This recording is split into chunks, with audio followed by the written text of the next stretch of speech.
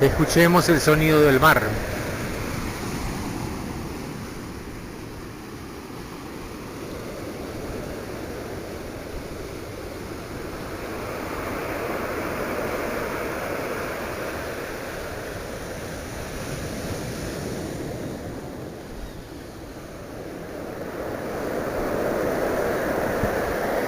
Ninguna ola es igual a otra. Todas se parecen. Y eso ha sido así por millones de años.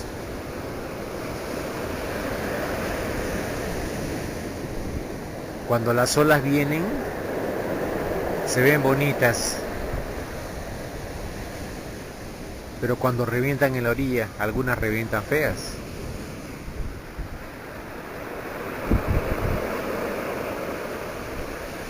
A la hora de retirarse, jalan las piedras.